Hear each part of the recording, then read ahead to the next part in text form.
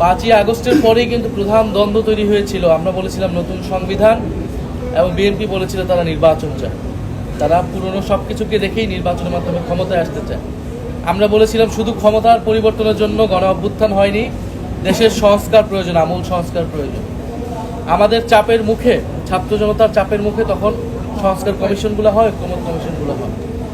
তো এখন দেখা যাচ্ছে যে নির্বাচনের পরে তারা নিরঙ্কুশ ক্ষমতা নিয়ে 2/3 আসন পাওয়ার ফলে তারা কোনো কিছুকে আর তোয়াক্কা করছে না। তারা প্রথমত গণভোটের গণরায় সেটাকে তারা বাতিল করে দিয়েছে, গণভোট তারা মানছে না, তারা নতুন নতুন অজুহাত দিচ্ছে, নানান ধরনের প্রস্তাবনা আনছে। কিন্তু গণভোট 70% মানুষ এখানে ভোট দিয়েছিল। আমাদের গণভোটটা হয়েছিল খুবই সুনির্দিষ্ট 4টা প্রশ্নের উপরে।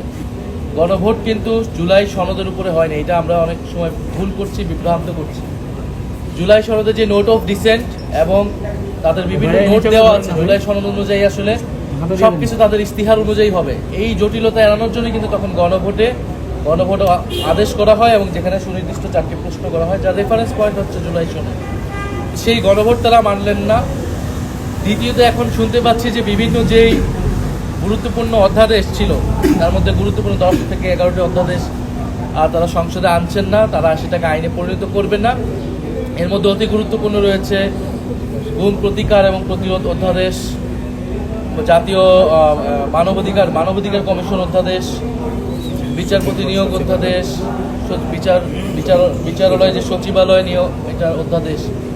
ফলে এই যে অধ্যাদেশগুলো যেটা জনগুরুত্বপূর্ণ অধ্যাদেশ ছিল সেগুলোকে তারা বাতিল করে আসলে তারা যে স্বৈরতান্ত্রিক ব্যবস্থা ছিল যেখানে নির্বাহী বিভাগের ক্ষমতায় নিরঙ্কুশ, সেই ব্যবস্থাটাই তারা রাখতে চায়, সেই ক্ষমতাটা তারা ভোগ করতে। অধ্যাদেশ, জাতীয় মানবাধিকার কমিশন অধ্যাদেশ, বিচারপতি নিয়োগ অধ্যাদেশ,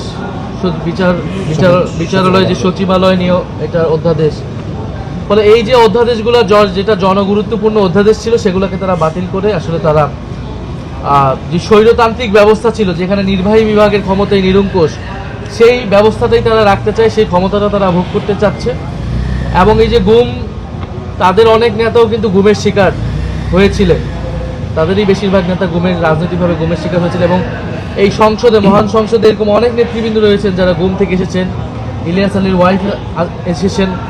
ফলে এই গুমের অধ্যাদেশটাকেও তারা বাতিল করে দিতে চাচ্ছে। এবং এইটা কিন্তু শুধু বিএনপির উপর না, আমাদের যে নিরাপত্তা বাহিনী যাদের বিরুদ্ধে এলিগেশন ছিল, আমাদের সেনাবাহিনী সহ ডিজিএফআই সহ তাদের উপর যে এলিগেশনটা ছিল মানুষকে গুম করার, মানবাধিকার হরণ করার, এই অধ্যাদেশগুলো বাতিল যদি আইনে পরিণত না হয় তাহলে কিন্তু তাদের যে কলঙ্ক, সেই কলঙ্ক দূর হবে না। এবং অনেক ক্ষেত্রে ধারণা করা হবে যে বিএনপি তাদের কথায় এই কাজগুলো করছে কিনা। একইভাবে বিচারপতি নিয়োগেও তারা বিচার বিভাগের যে স্বাধীনতা, সেই স্বাধীনতাকে তারা ক্ষুণ্ণ করছে। সামগ্রিকভাবে বিএনপি একটি সংস্কার বিরোধী দল এবং গত 16 বছর আসলে তাদের প্রতি সম্মান রেখেই বলবো যে তারা নির্যাতিত হয়েছে, নিপীড়িত হয়েছে, আন্দোলন সংগ্রাম করেছে, কিন্তু মানুষ কিন্তু তাদের আন্দোলনে সাড়া দেয়নি। ঠিক। এবং তারা দলীয় আন্দোলন করেছে কিন্তু জনগণের আন্দোলন কিন্তু তারা গড়ে তুলতে পারেনি। কেন সাড়া দেয়নি? কারণ মানুষ তাদের নেতৃত্বে কখনো আস্থা ছিল না। মানুষ তাদের নেতৃত্বে আস্থা ছিল না এই কারণে, কারণ মানুষ জানতো যে তারাও যদি ক্ষমতায় আসে দেশের আসলে মৌলিক কোনো পরিবর্তন হবে না। এখন ক্ষমতায় আসার পরে তাদের মুখোশ উন্মোচিত হচ্ছে এবং মানুষের কাছে এটা সুস্পষ্ট হচ্ছে। এবং এই কারণে 16 বছর ফ্যাসিবাদ দীর্ঘায়িত হয়েছিল, তাদের নেতৃত্বের উপর মানুষের আস্থা ছিল না, তারা সেই একই গণবিরোধী কাজ আবারও করছে। ফলে আমরা সংসদে সমাধান চেয়েছিলাম, সংসদে যেহেতু উপযুক্ত সমাধান আমরা পাচ্ছি না, ফলে রাজপথে আমাদেরকে অবস্থান নিতে হচ্ছে।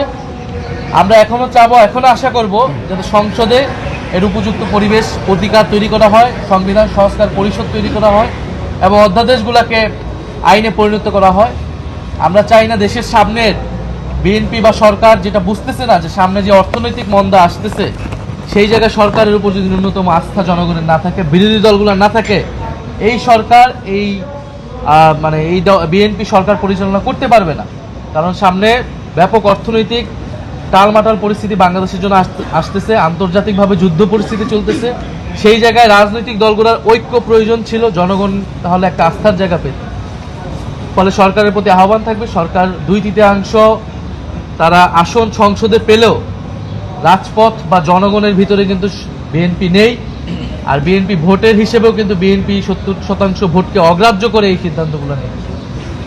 সামগ্রিকভাবে আমরা দেশের এই পরিস্থিতি নিয়ে আমরা খুবই উদ্বিগ্ন এবং আমরা মনে করি যে যারা অন্তর্বর্তী সরকারের দায়িত্বে ছিলেন, ডক্টর মোহাম্মদ ইউনূস সহ, এই যে আমাদের আইন উপদেষ্টা আসিফ নজরুল সহ যার যে সকল উপদেষ্টা ছিলেন, গুরুত্বপূর্ণ ভূমিকা পালন করেছেন, তাদেরকে দায়িত্ব নিতে হবে। তারা তো এই অধ্যাদেশগুলো করেছিল, তো তারা কেন করেছিল, এখন যে বাতিল করা হচ্ছে, এগুলো নিয়ে তাদেরকে কথা বলতে হবে। ডক্টর মোহাম্মদ ইউনূসকে মুখ খুলতে হবে। তারা অধ্যাদেশ করে চলে গিয়েছে, একটা ইলেকশন ইঞ্জিনিয়ারিং করে বিএনপির হাতে ক্ষমতা দিয়ে চলে গিয়েছে। এখন এই আইনগুলো, অধ্যাদেশগুলো বাতিল হয়ে যাবে, সংস্কার হবে না, আর তারা কোনো কথা বলবে না, তারা যার যার ক্যারিয়ারে ফিরে যাবে। এটা কিন্তু হবে না। জনগণের কাঠগড়া তাদেরকেও দান হতে হবে।